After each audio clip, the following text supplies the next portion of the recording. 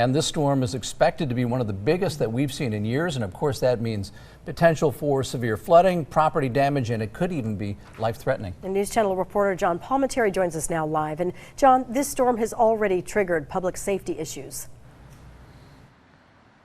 We have certainly been getting these indications. Even before the evacuation warnings we heard this afternoon, we were hearing so much about the power, the intensity, the timeline, and the duration of this storm coming in off the Pacific, directly targeting our area. So we checked out a number of locations and we found several sites that were of concern.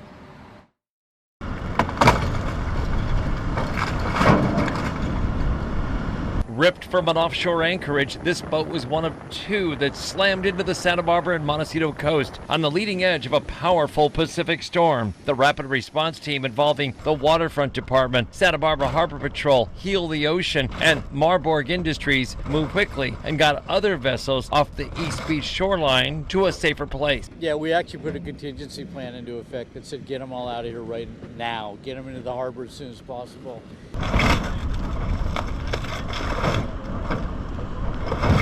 These boats pose a danger on many levels if they're left on the beach in a storm. And also for toxins going to the ocean, environmentally, we got to get them out of here as soon as possible. And as soon as this one's cleared, there's another one straight up the beach that we've been dismantling. It's been there 3 days. Same thing, we took gas off of it. We don't want that stuff going out into the environment.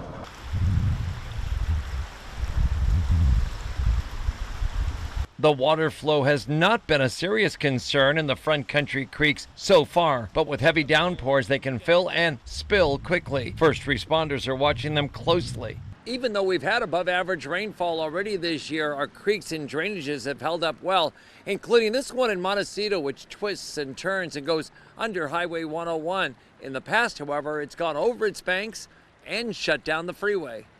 I think all the creeks have been cleaned out pretty well. I think the debris basins have been cleaned out really well. It looks like the water's flowing really well through the creek beds. Because of the debris flow, they're deep enough now to be able to handle a lot more volume.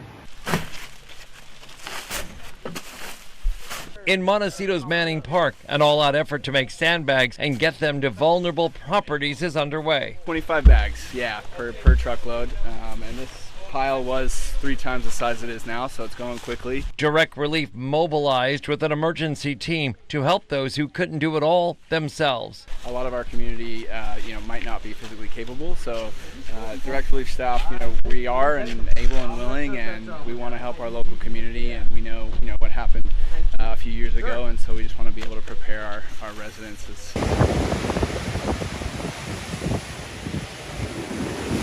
In addition to the rain, the storm surge along the coast will be another big concern. Montecito's Butterfly Beach got an early morning pounding, but this is only a sample of what forecasters say will hit with this storm, and especially at high tide.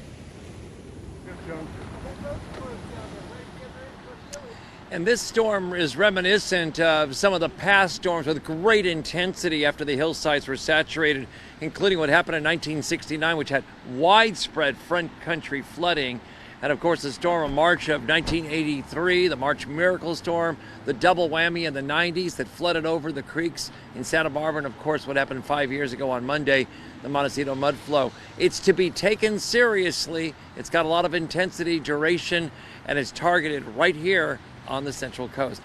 Reporting live at the corner of Coast Village Road and Olive Mill, where Santa Barbara meets Montecito, I'm News Channel reporter John Palminteri. All right, absolutely. Thank you for that, John, giving us all those vantage points. Thank you, John. Governor Newsom has declared a state of emergency throughout